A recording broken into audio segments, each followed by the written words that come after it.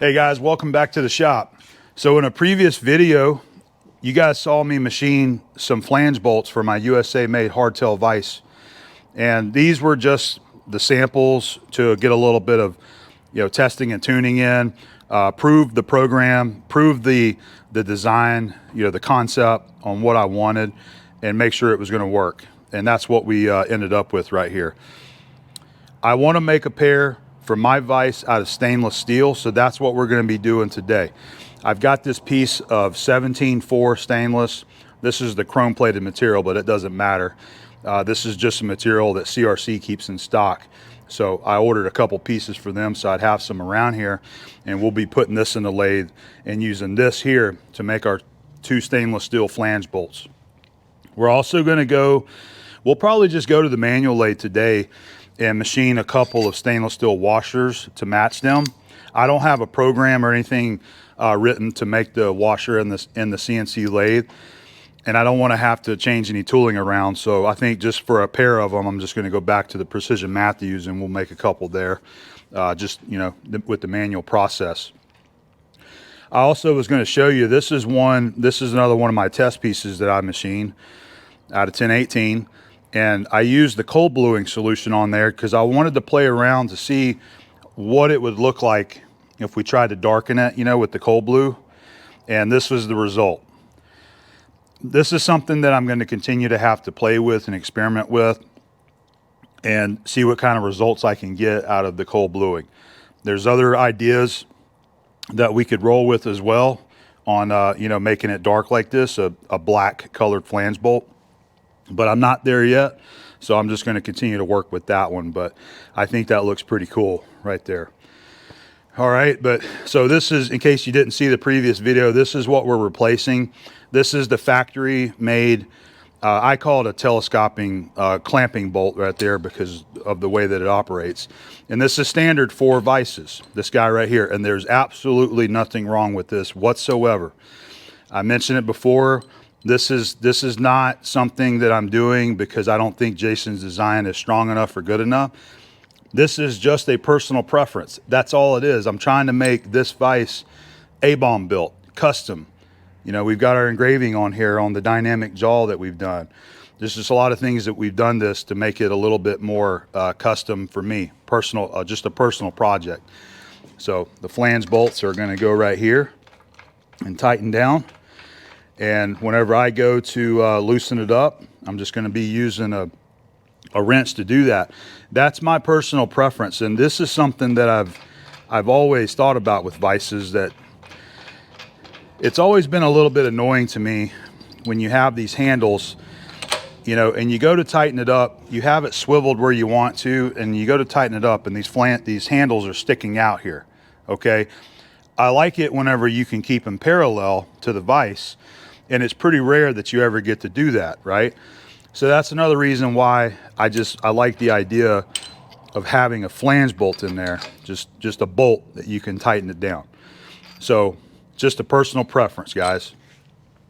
And it'll make it look a little cooler too with this USA vise once we have our stainless steel flange bolt mounted in there. All right. So anyway, that's what we're going to focus on today. Before we get started, I wanted to give you guys a big thank you for all of the great comments that we got on the video machining these guys.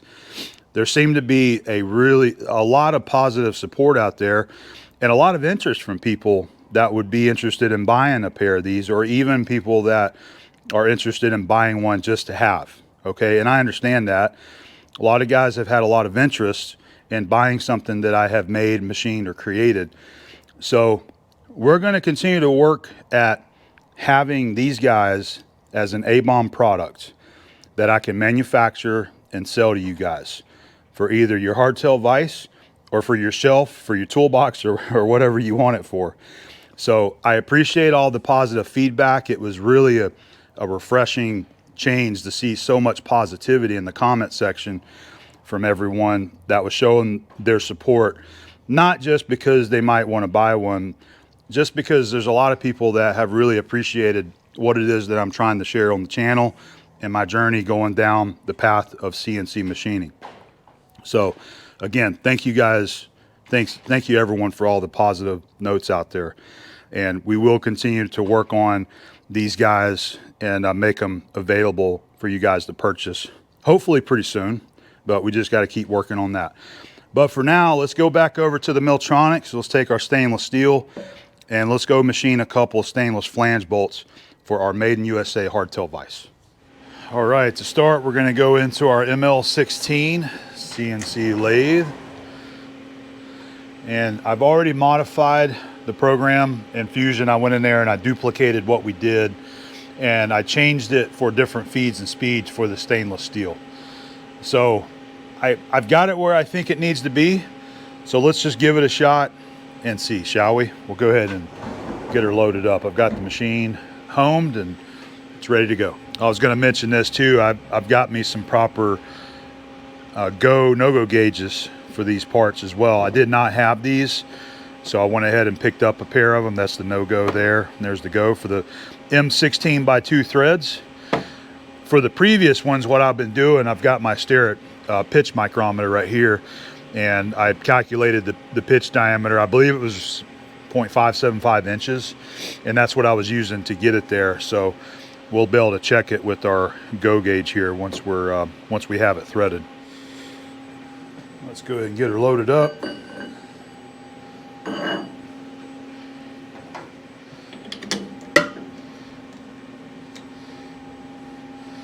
So the way that I've been doing this, I just keep it just loose enough where I can move it.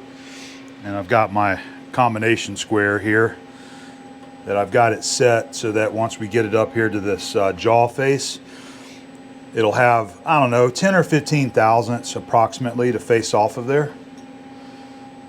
Whenever it's a little bit longer, it's kind of difficult to get it to slide. But that's looking pretty good right about there. And this chrome plating,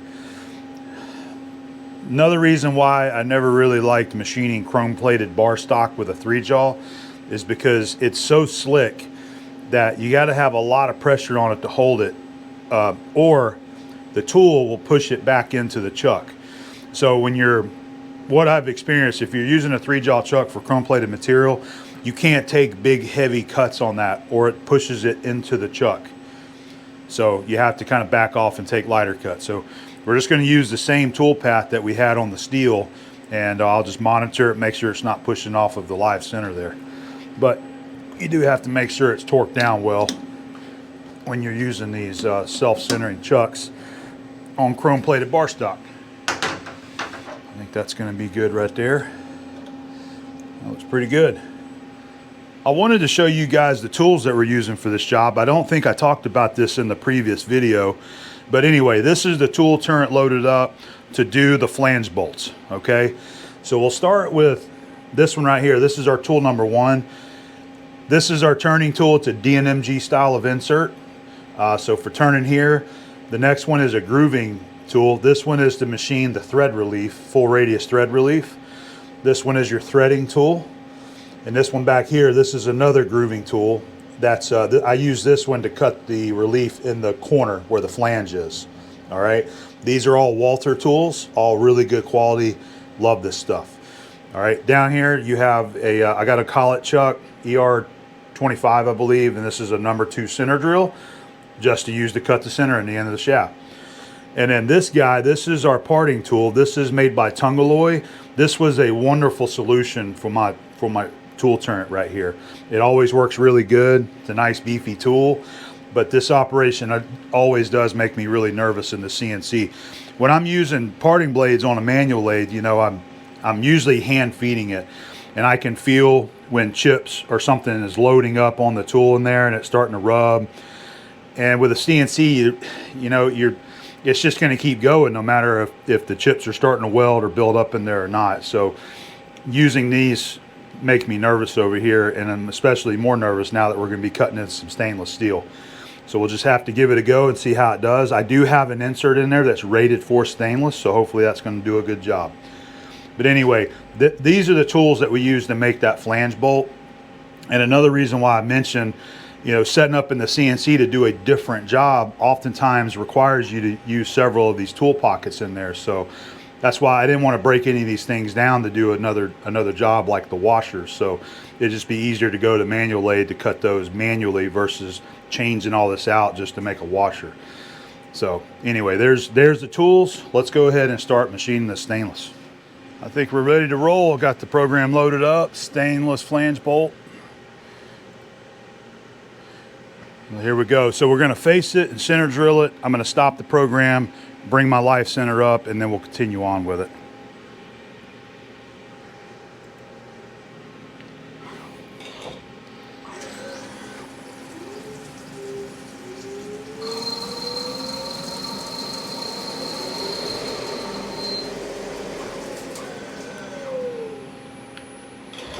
There's our center drill.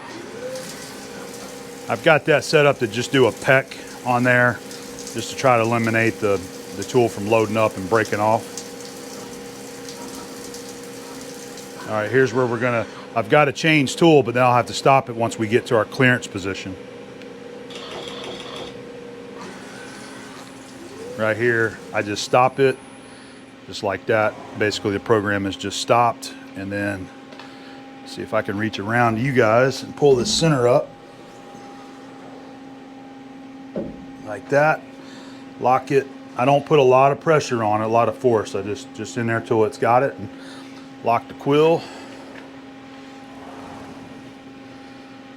All right, let's carry on. I have to go spindle clockwise and then bring our rapid back up to 100%.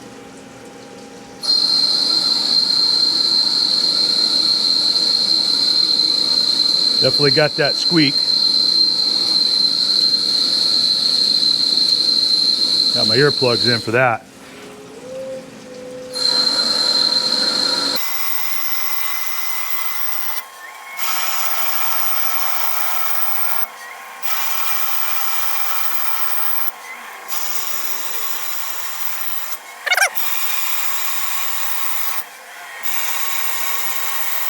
I slowed my feed down because I can tell the live center isn't spinning. So it may be pushed back just a touch. It wasn't much. All right, keep going.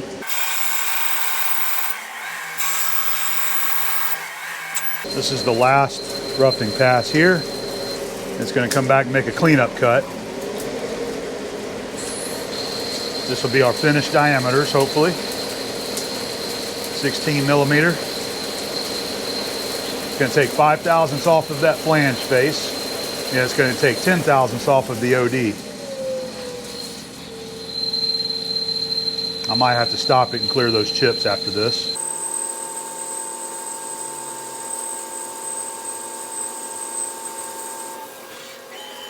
All right, so yeah, let me stop it. I'm just going to hit spindle stop, and I'm going to see if I can just pull these off with our pliers here.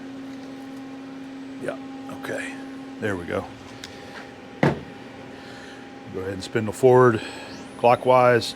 All right, next up is going to be our thread relief grooving tool.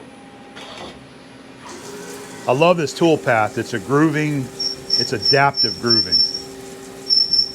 There's the groove. This is the cleanup cut. Now it's going to chamfer. It's so cool. All right, now we're going to go to our threading tool.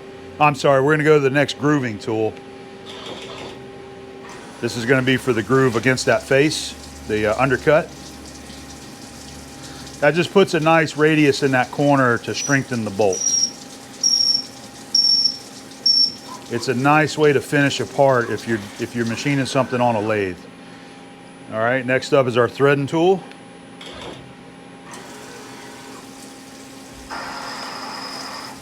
So I have this set at 8 passes plus a spring pass.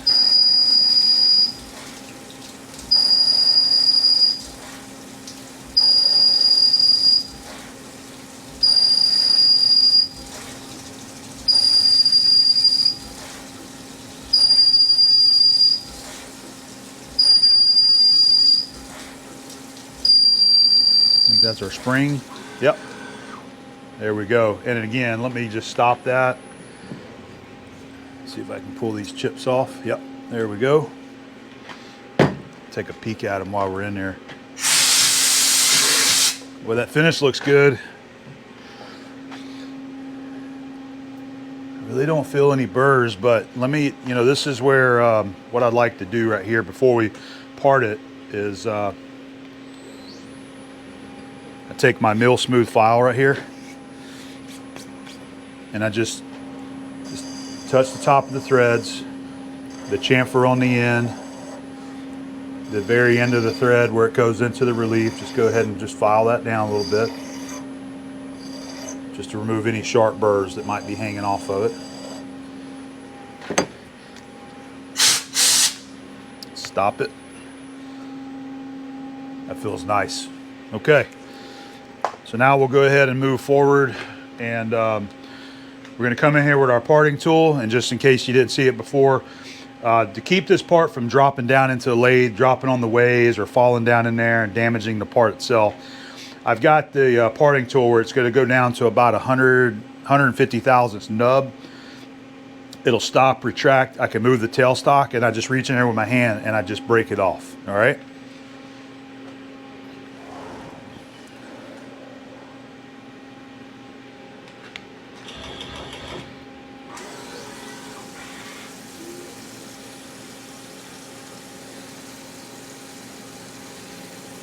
And I do have this set as a peck also. It's going to feed in, I believe I've got it 125 thousandths, and then it breaks the chip.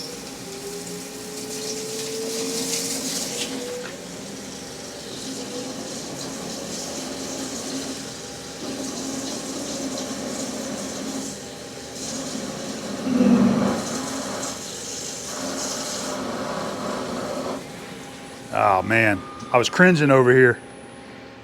You could probably hear that. It just sounded like the chip was trying to load up in there. But it didn't break. I don't think it did.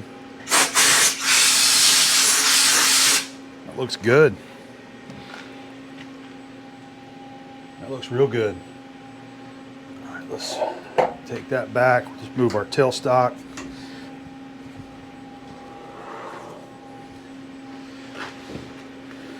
And I'm just going to use a rag here so I don't cut my hand open.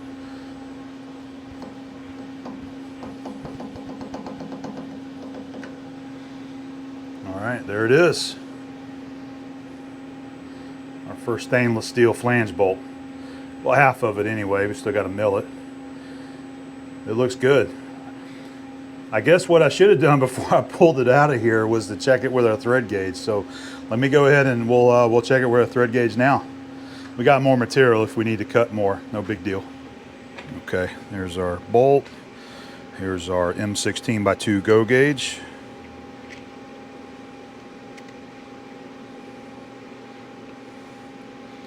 Boy, it feels good on there. Ever so slight amount of rock to that. Let's try our no-go gauge. It does not go. So I think we're well within our limits on what a spec should be for our pitch diameter for M16x2. So I'm happy with that. There we go. Okay, I'm going to go ahead and machine.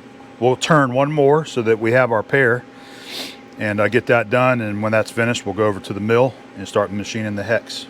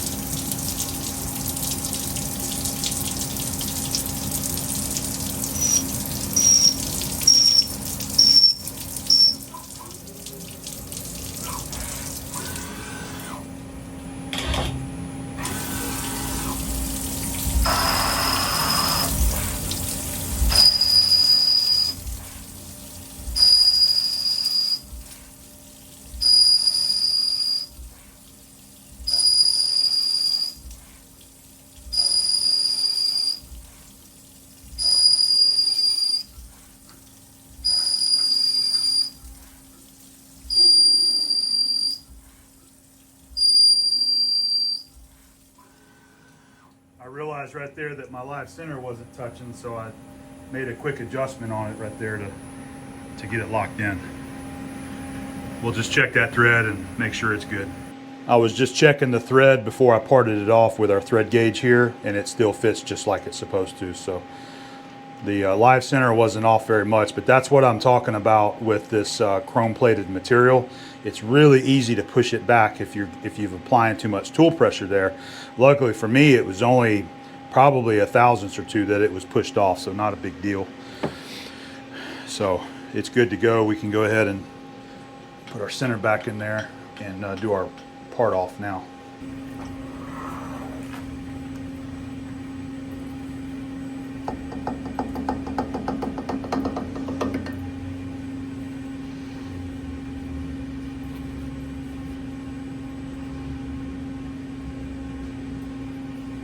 Not real happy with the way the parting tool is performing.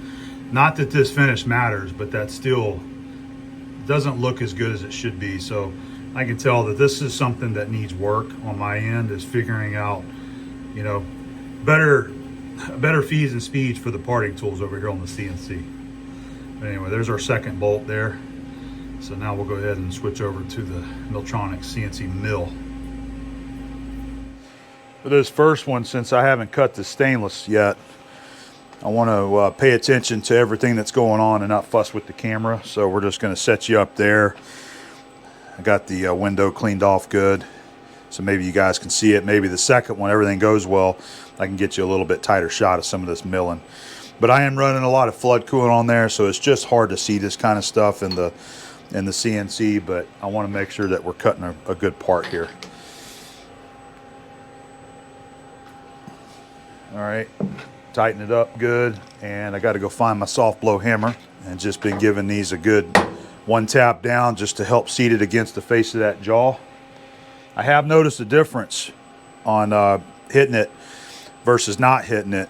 You seem to get a little bit of harmonics in it when you don't knock it down versus when you do.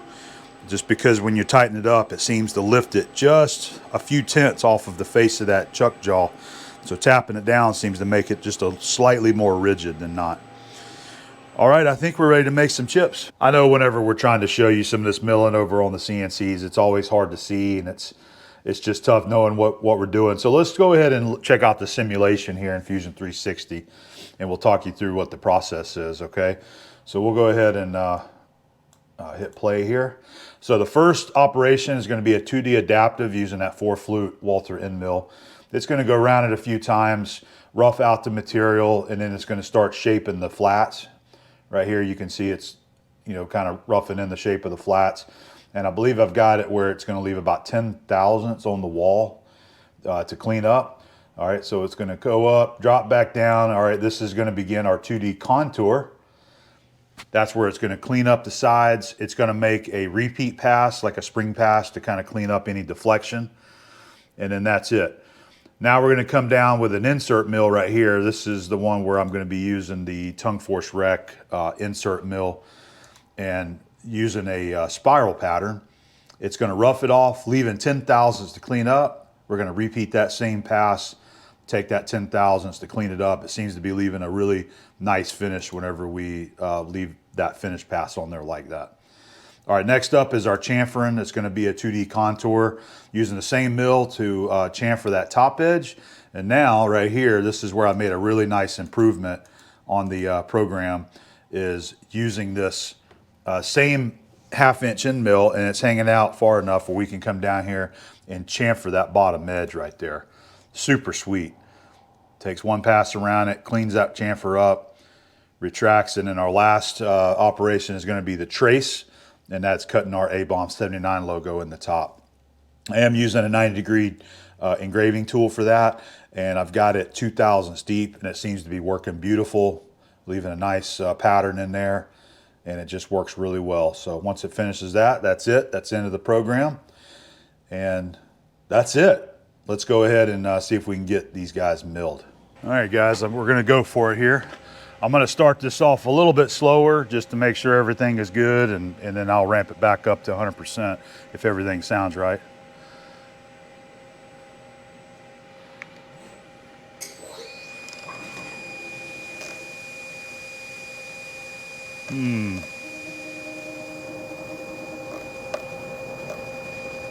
Nope, that is not right. What's going on here? Okay. We got to stop. In between the steel flange bolts and the stainless flange bolts, I've done a couple jobs in here, and I messed up my work offset. This was supposed to be G55 right here, and I accidentally reset a G55 to over here at the vise. Just a mistake that I made, so I'm having to reprobe my G55 and making sure this is right. So I always kind of enjoy this probing, so I thought I would show you this. I'm going to use the Boss probe operation, XY0, G55 work offset, and I've got it set to -0.5 below the current position. So we'll run this.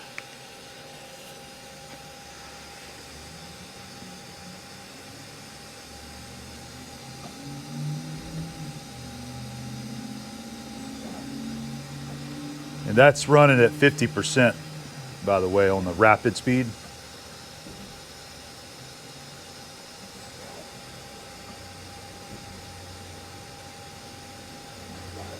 Okay, XY0 right there. I've already touched the top of our jaw. That's going to be our Z0 there. I did that first and then put that piece in there. So I think we're finally in the right place that we need to be. Slowly work our probe up and out of there. I am making an air cut on this just to be sure that everything's in the right spot. I didn't want to come down and crash anything, so I'm just working through this off camera, and then we'll start on the actual flange bolt.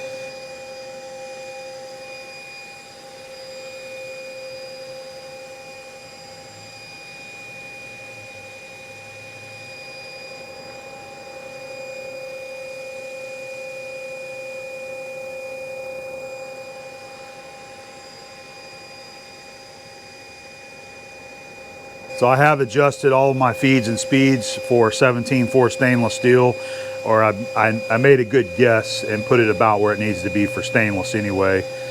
So I'm hoping that we get some good results out of this. While I'm checking the program, letting my air cut finish out, I was going to show you. So this is the end mill that I've been running on all these right here. This is a Walter 4-flute bullnose end mill, 60 thou corner radius, 4-flute. It's been working beautiful. This is my extra right here. So all I've done is just adjust my feeds and speeds for everything to rated for 17-4 stainless steel. I've done my best to try to get it as close as I can for the recommendations for cutting stainless. So hopefully it's going to work out pretty good. But so far this end mill has been working beautiful on all these flange bolts. Hopefully everything is where it needs to be now. We're going to go ahead and go for it. Drop it down on the face. We want to make sure we get it nice and tight. And what I do is I take my soft blow hammer, and we usually hit it one good time. That helps seats it against the face of the chuck jaws there. I have noticed when doing all those practice pieces with the steel that it does make a difference tamping it down lightly against the jaws versus not tamping it at all. Whenever you tighten these chucks up, and it seems to do the same thing with vices too, is it seems to lift your work just ever so slightly, just a matter of tenths, just enough where it's actually not touching the jaw there. And I've noticed a difference in harmonics in the workpiece, chatter when you're cutting it. It seems like when you tamp it down and it is sitting against the chuck jaw, you have less chattery noises coming out of the cut whenever it's doing that adaptive.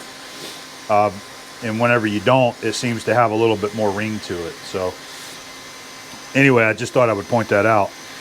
So I think we're ready to roll. So we're going to go ahead and cut the first one now. So for this first one, you guys can watch it from right here. I want to focus on the controller. Just make sure that I can stop it if we need to in a hurry. All right, and then maybe if everything goes well, we can get a little bit better video of the second one. We are ready to run. I'm going to bring this down slow. I just want to make sure everything's looking good before I start the cut. I'm going to go down to 0.510. All right, it's looking good. We're gonna go ahead and bring our coolant back up and go for it.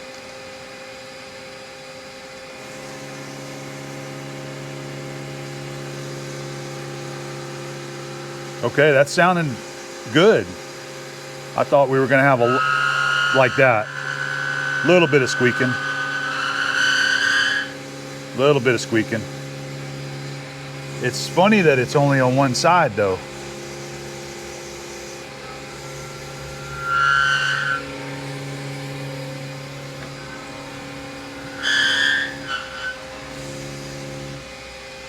All right, now it's going to define more of the flats.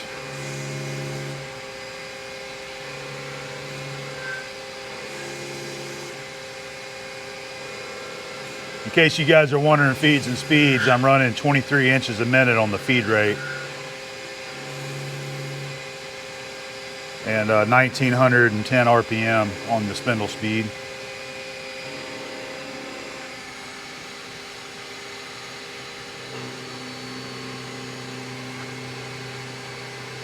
Now we're doing the 2D contour, so it's cleaning up the flats, basically making a finish cut on there. Go around and clean it up to size, and then it's going to do a repeat pass, like a spring pass. So I'm seeing some fine chips on this side. I'm going to blast it with some air, see if it'll help blow some of them chips off. It's not really doing it well. There we go. Just trying to eliminate it, pulling those chips back in there to the cut.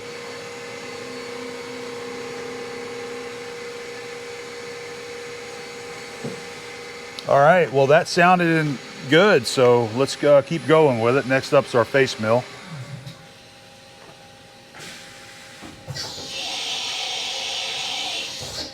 Two passes with a spiral op here.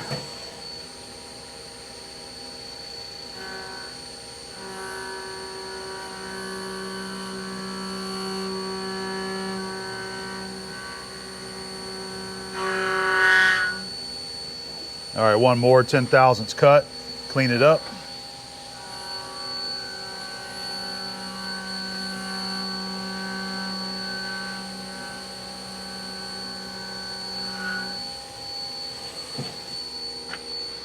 I just want to take a peek at that.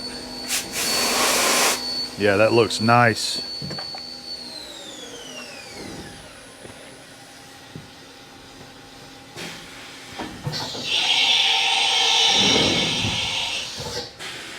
All right, so now is our chamfer.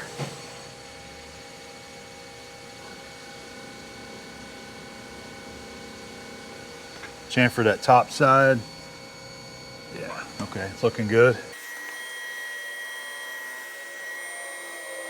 It's certainly taking longer than I hoped it would, but we're running at 12 inches a minute on that one. Okay, drop down, just getting that lower flange area, the chamfer on that. Really excited that we got that figured out, so we don't have to do that as another operation to clean it up.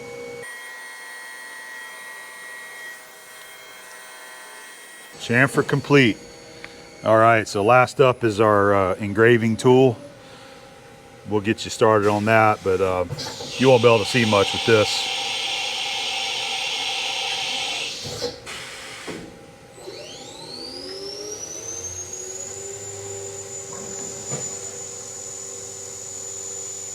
All right, now as far as I thought I'd mention this, I haven't done very much engraving. You guys have seen what I've done. I had asked John Saunders at Saunders Machine, I said, what's your opinion on running coolant for engraving? I said, did you find it beneficial? And he says, yes, they found it beneficial. They do a lot of engraving. So I'm going off his recommendation and just running flood coolant with the engraving tool. And it's been working good for all the other ones anyway. That cutter's running at 6,000 RPM, 3.6 inches a minute. I believe I have it set for like a 6/10 inch per tooth, and it is 2,000 deep. So we'll finish that up, and then when we're done, we'll show you what the finish looks like.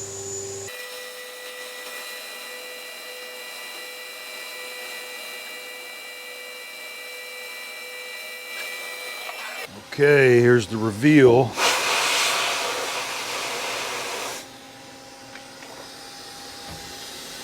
Oh, it turned out beautiful. Heck yeah. That looks gorgeous.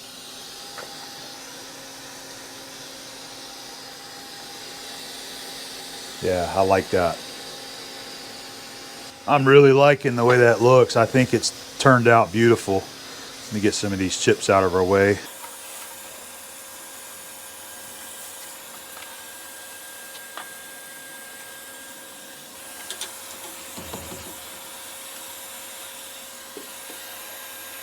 Man, that looks so good. Love it. The finish on that hex, I know you guys can't see it from right here, but I'm able to kind of get this. I got another light right here, and I love being able to see that rainbow effect in the finish on the side. That is nice. I love the finish on the top. That insert mill is doing a really good job of that. Our engraving looks good. I'm just happy with it. So that's officially one of our 2 stainless steel flange bolts for our hardtail vise, and I am happy with it. Well, that looks good.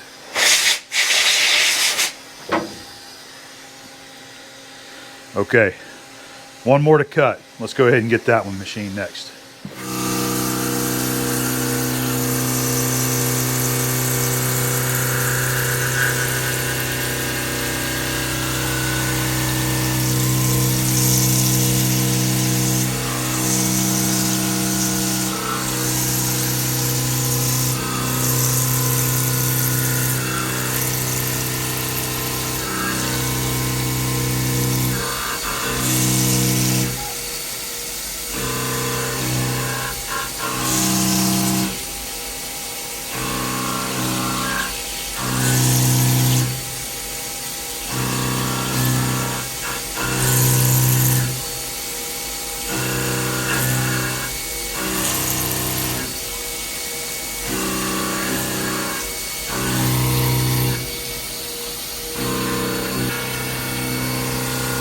Now we're doing our 2D contour, cleaning it up.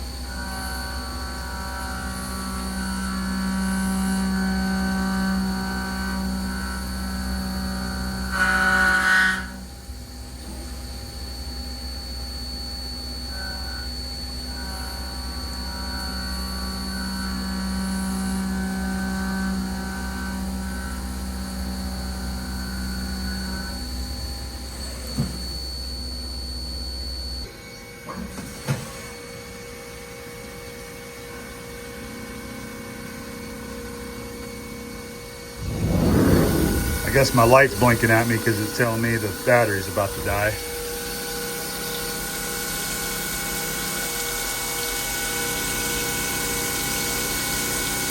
Cutting our chamfers now.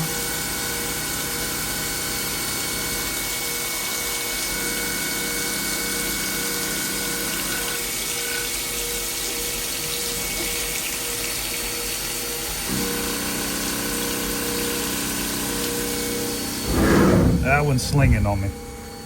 All right, now we're on to our engraving. I went ahead and adjusted that coolant so we could see it a little bit better here. But you can't see the cut, but I'm not slinging coolant everywhere.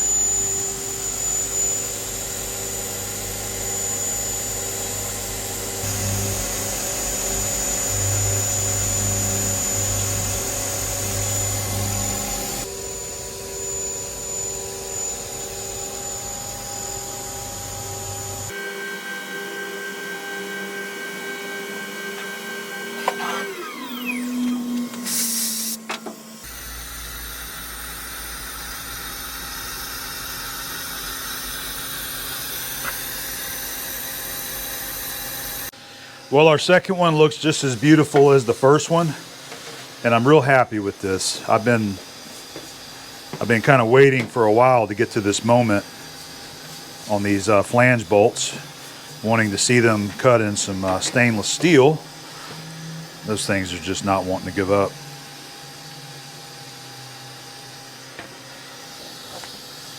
Trying to get some of these off here so I don't have to clean them out later.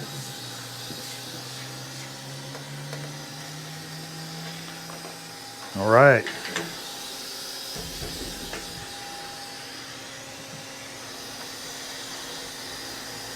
Yeah, that looks good. Man, I like that.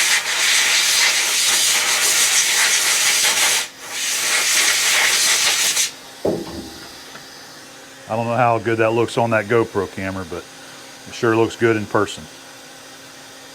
Nice, beautiful finishes on it.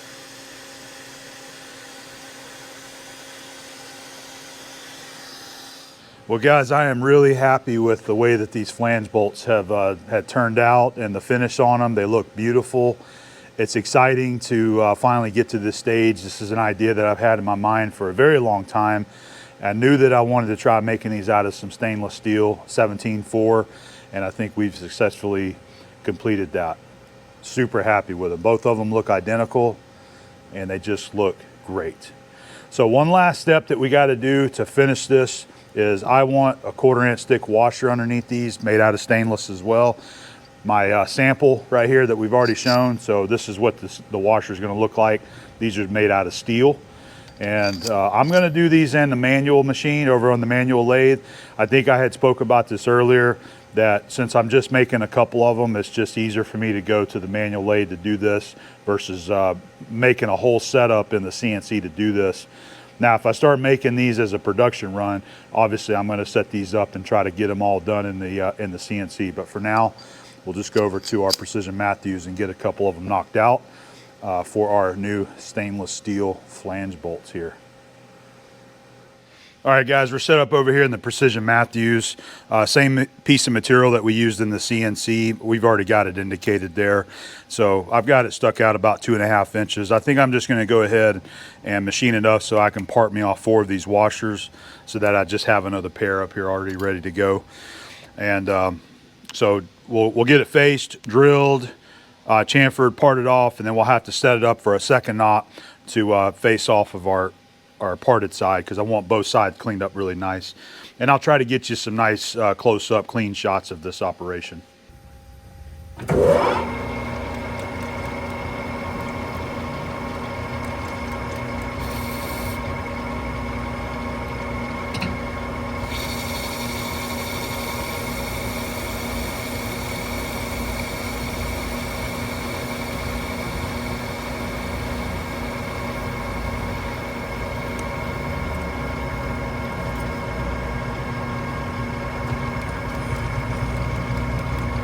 So I am going to turn the OD of this down by 10 thousandths so that we match the OD of the bolt. So I have this OD programmed to 1.490.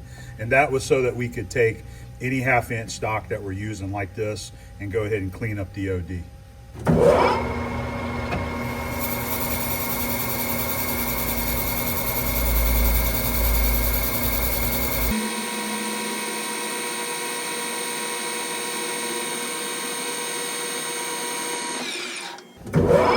Chamfer tool.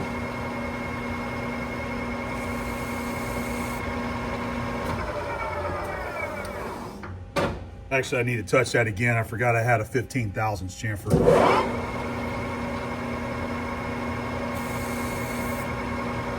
we go. Should match up to the other ones a little bit better. So next up, we'll spot it and then go ahead and drill it. I'm just going to get a center point started here. Just get a divot going with the center drill. Now I'm going to put a spotting drill in there. Just open up that spot just slightly.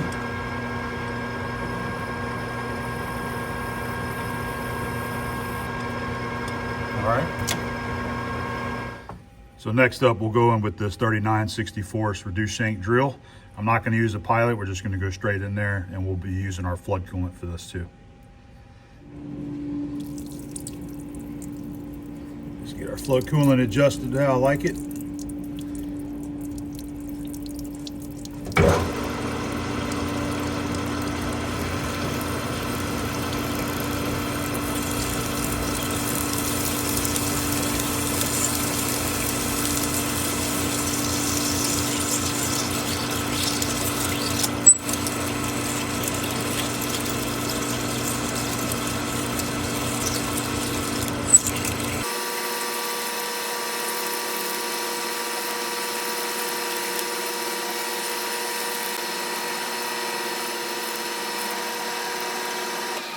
All right, that drilled great. So next up, we'll have a little boring bar and go in there and clean that up to 16 millimeter. This is the boring bar we're going to use, Micro 100, and I've got my thin stirret rule. We're going to go in there, just use this to gauge the depth there. So it looks like I got it right at 1 7/8, and it's just a really easy way to reference what your actual depth is, so you don't have to bring this in there and worry about it hitting the end. So we'll touch off and I'll just set it at negative 1.875. I got my depth set. I'm going to go ahead and check it. Bring it up to my 0 in the DRO. Make sure our tool doesn't hit that back end.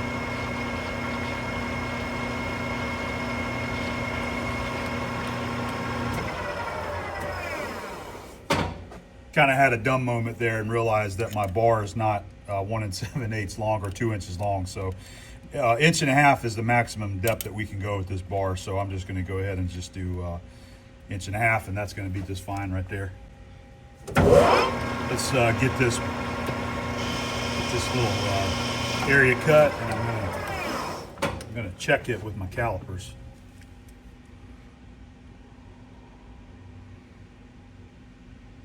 That looks pretty good. I think I'm going to take one more thou to give it another thou clearance. So it looks like we're around 631. Pretty close fit. So I'm going to take 1/1000 more and we'll make our cut. I'm just going to use a little cutting oil up in here for this.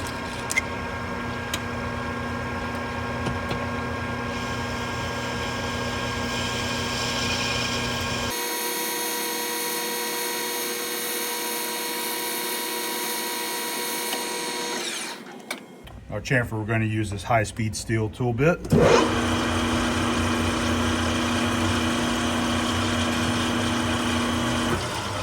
And I got to pick it up just a little bit. You can see it's actually trying to rub the bottom. There we go. Make sure that it's going to slide over. Yeah, okay. Pretty good. Should have 2 or 3 thousandths clearance over the shank part of it right there. And if in case you're wondering why I use cutting oil for that right there, one, I didn't have to worry about the coolant slinging out everywhere and making a mess, and two, the cutting oil I think does a better job when you know you're going to be having chips get packed up in there and trying to scratch and rub the surface. The cutting oil just adds more lubricity in that way, so that it kind of minimizes any kind of scratching you might get on that bore in there.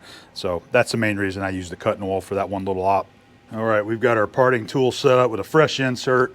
So we're going to be using this rod and the drill chuck just as a catcher, so we can part it off and catch it there, and we will be running some flood coolant on this.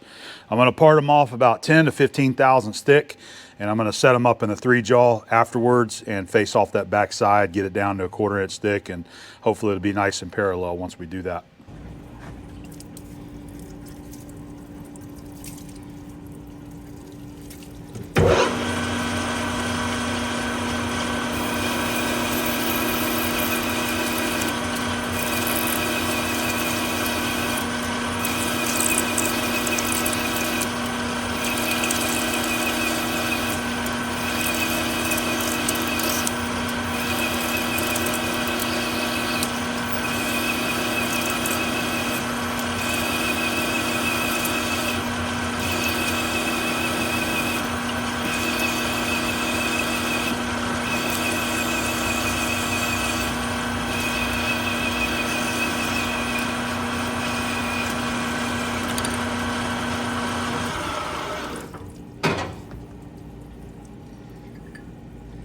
All right, there it is, first one. I will just repeat that 3 more times.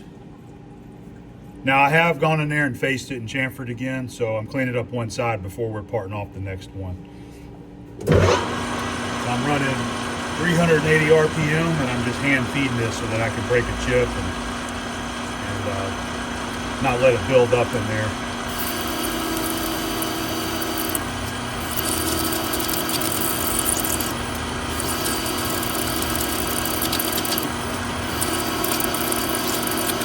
Whenever you're doing this by hand, you can kind of feel the chip build up and where it feels good as it's rolling it up on that tool.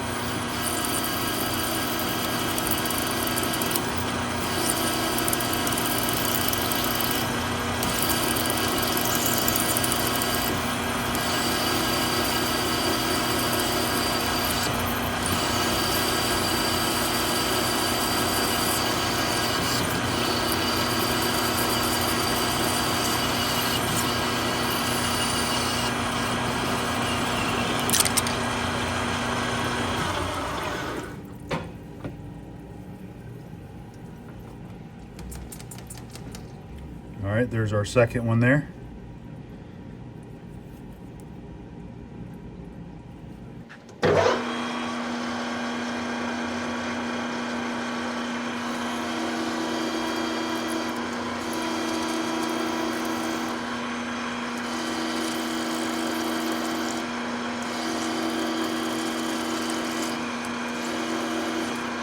Yeah, that coolant up there closer to the chuck, it's slinging over on my box now.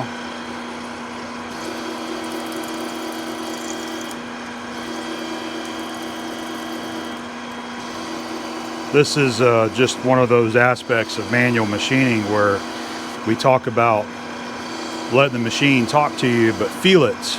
You can feel it in the hand wheels. You can feel that chip cutting just like it should, not binding up.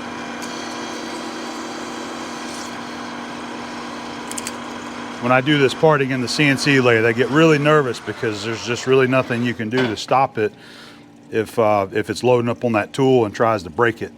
You know, you kind of go off of just your senses there and listening to it.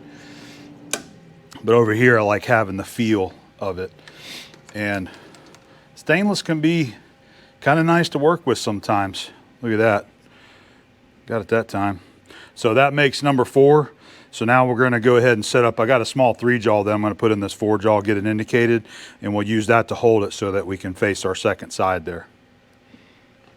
I haven't shown this trick in a while, and I thought I would since we've got a couple of these. So if you got little parts like this where it still has that little bit of a band left on it that didn't get cut off, go to your mill vise with the hard jaws here and just get it adjusted really close, just where it slides in there. All right, set it on there. I got a soft blow hammer.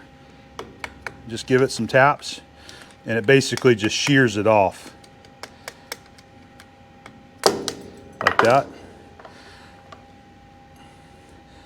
Just an easy way to get rid of that. This one won't take but one tap and we should be able to knock that one off. Just like that, see? So just a simple little trick that you can get these little pips off the end of it. This is my little 3-jaw chuck that I'm getting indicated here and just about got it finished, but I thought you guys might like to hear about, you know, why I'm using this the way it is and kind of where it came from. So this was my dad's. It's a 6-inch buck self-centering 3-jaw chuck.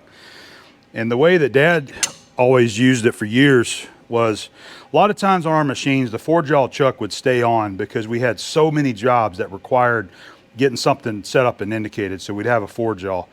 So he would just take this one and just chuck it on the back plate. And I can even see chuck marks on here where it's been chucked in. Probably the big chuck on the big Monarch lathe, but I never saw it and now I'm just assuming. But anyway, he would chug it up like this and get it indicated so that he didn't have to take the chuck off every time he just needed something for a self-centering chuck. So what I have done, and I did this years ago, I was using this at my other job when I was at Motion for the same thing because we always used a 4-jaw chuck because we did so much work that required a 4-jaw on there. What I did was I took this chuck, it's got the threaded backing plate on there. I took a piece of 3-inch chrome plated rod, it was just a scrap rod, and I machined it so that this would screw on there, okay? And then all you got to do at that point is just open up your jaws to 3-inch, put it in there, stick something in here that you know is nice and round and true, and indicate it, and get it indicated in the center. There you got a small 3-jaw chuck. And this is great for smaller pieces, and you know, there's some things that work better in a small chuck versus a big 3-jaw chuck. And this is one of them right there. So anyway, just a little backstory on Dad's chuck right here that we're using. Thought you guys might like that. So a lot of you guys have collected chucks like this throughout the years. You might have some extras laying around the shop. But if you have some extra 3-jaw chucks, this is a good way to use it, as well as making it so that you can mount it in a milling machine or even a vise to hold round parts as well. All right. So we'll get the first one set up. We'll show you what we're going to do, and then on the next one, I'll get you some tighter shots to see this. So just take our washer there, face side to the back, obviously. Put it in here, and I'm not being too careful about trying to visually line it up nice and flat. Just put a little bit of tension on there. Let's see where it's running at. All right, maybe you guys can see. It's got a little bit of rock in there, so let's true it up. So instead of using an indicator and a hammer, I'm going to use this piece of bronze right here that I've got milled as like a ball. We're going to use this to push it straight, and it works really good. Same concept. You might see people do this with a roller bearing or a ball bearing, which works really good too. But it doesn't have to be a bearing. You can just use a solid piece of material like this, and this is going to work great. So we'll get it up here close. Turn it on, and we're just going to bring it up just somewhere on that face, and just very gently bring it up. You might be able to see it rocking a little there. Just put just a slight amount of pressure on it and force it to run straight in those jaws. Back off, and then go ahead and torque your 3-jaw the way you need to, and you should have a nice straight piece right there. Okay. Now we're not pushing against the back that we already machined, but I feel confident that that face should be well within a thousandth of being parallel to that back side. We're just making a washer, not a big deal, and it should work really well. We're just going to use our 1-inch mic here to kind of get an idea of what it's measuring. Looks like on that outer edge about almost 16 thousandths. So I think what we'll do is we'll touch it, move it 15, make our cut, and that's where it be. This is not a critical tolerance right here. It's just 1/4 inch thick is what I'm shooting for.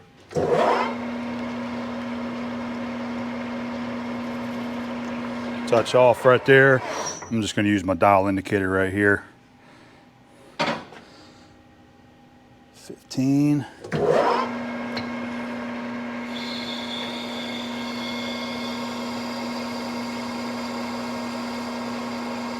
Hopefully it won't scratch.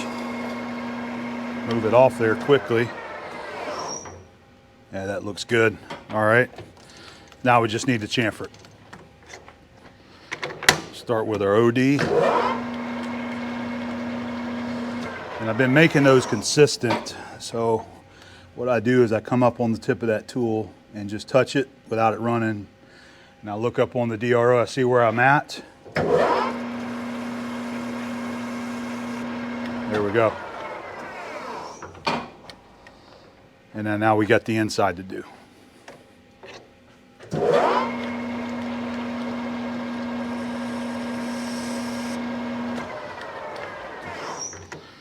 There it is. That guy should be finished up.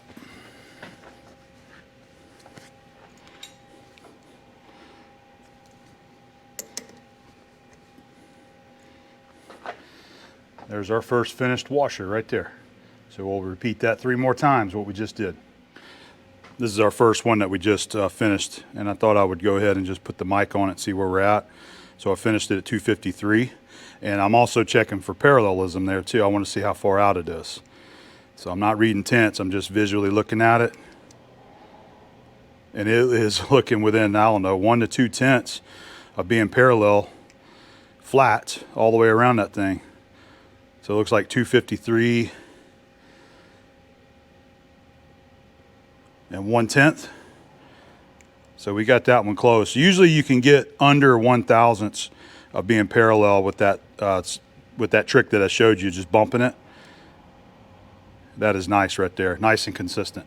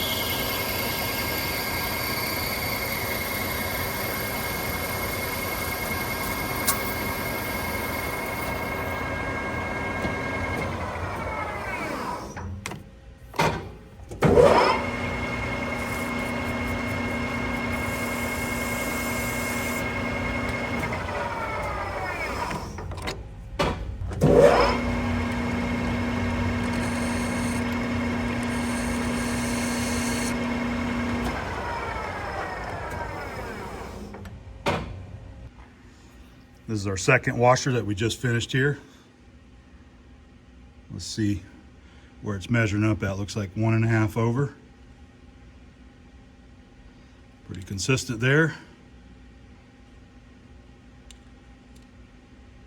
You guys see it?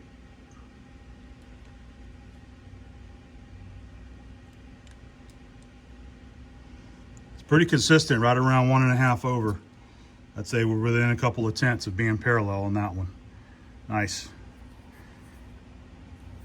All right, guys, so here's our 4 washers we just completed. I just have another pair here so I can put them on another pair of flange bolts later on. But man, they look good.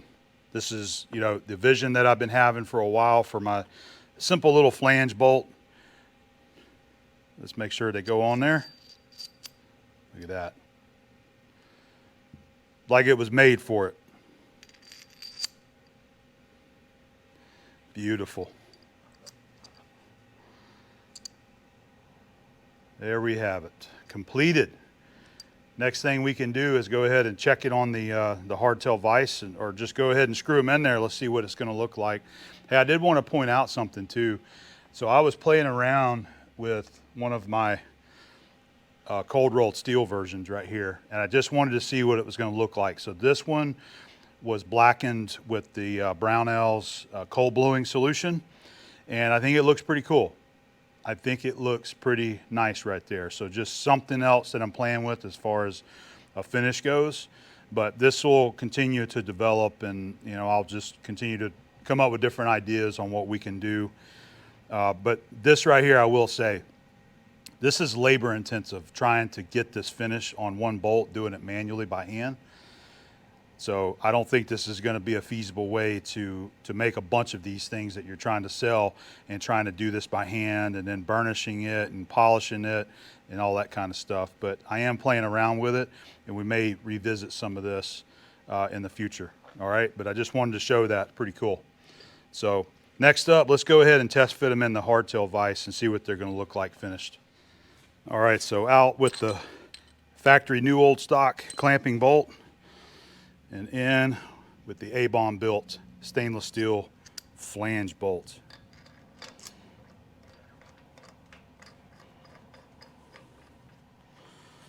There we go. So our logo isn't going to line up perfectly in parallel, and that's okay. You have to face it, but that'll change because the casting is consistent. So you could face this to where it's, you know, you're looking straight down the logo. You spin it one time and it's going to be misaligned, so not a big deal. That is looking good right there. I like it. Let's put the other side in.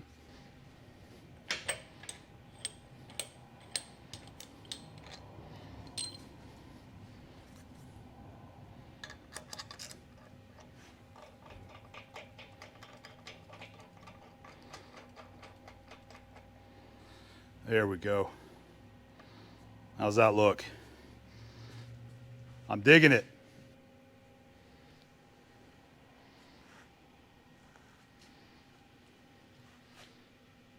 You like it?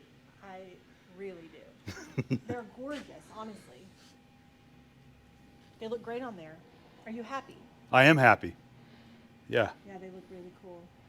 I know you've spent a lot of time trying to get it the way you wanted, so. I have, just trying to get it right. They look gorgeous. Get it to look good. You know, thankfully we nailed our finishes on it. Yeah. We nailed the engraving. I think that looks good. It does. Of course, there's always room for improvement and, you know, ways to speed up the process, make better finishes, all those kinds of things. But I think we've got a nice solid part for the hardtail here. It looks awesome. But you're liking it too, huh? I am. Yeah. Let's go ahead and I'll have you Vanna White the spin. You want to rotate it for us too? Like the bolts rotate? No, no, no. Just grab the vise and just rotate it. Just spin it. Oh. Yeah. Well, that's fun. Yeah. So what's the next thing? The next thing is going to be basically what you have your hand on right there. Okay, good. Yeah. So I've got, you see that piece of shafting right over there? Yeah. That's 2.5 inch 4140 quenched and tempered. That's good hardened material. And we're going to make this spindle right here. So believe it or not, that spindle is almost 3 foot long. We had to go with 2.5. I was going to try to match this right here. I want to try to match this ball feature. So this is going to be some more CNC stuff I'm going to do right here. Try to machine a ball on there. The rest of it, where your Acme threads are going to be, we're going to do that in the manual lathe. Just do that manually. But this will be the next project coming up. Are you going to be able to tag this one too? Tag it? Yeah. We'll have to kind of think about that. Practice on it? Yeah, I don't know, on a 3-axis mill, I don't really think that's going to be Probably not. available for me right there. Might have to have a 4th axis to do that. Upgrades. Upgrades. Can this be square? I don't want it square. Okay, understood. Yeah, I don't want it square. I want to, whenever Jason designed this, you know, he kind of matched the classic meatball look of all the old vices that kind of had this look to it. Of course. And I think many of us agree that this looks really nice. It does. And I'm just going to copy this right here. The main thing is I want to make my own, because it's going to be it's going to be 1.25 inch 5 thread. This one is a metric thread. So we're going to get away from that metric and go with a standard thread on that. But we'll get to that later. That's going to be a next project for it coming up. Hopefully pretty soon we're going to work on that. But I'm really happy with the outcome of our stainless steel flange bolts there for the hardtail. And I'm actually looking forward to seeing how we can possibly make a batch of these things and have them available for you guys out there that have a hardtail vise, or even somebody that just might want to buy some to put on their shelf, right? Agreed. There's been a lot of guys that's commenting on that they don't have a vise, but they still want to buy one. Agreed. Well, they're so pretty. They'll look great on a desk or a bookshelf. Nice little, you know, fidget spinner or a conversation piece to have at your desk, you know. So anyway, there's a nice little contrast of the what it's supposed to look like as it comes from Fireball and what the A-bomb version is looking like. All right, guys, I hope you enjoyed the video, and I hope to see you back here on the next project. And I'm happy with that. We'll see you next time.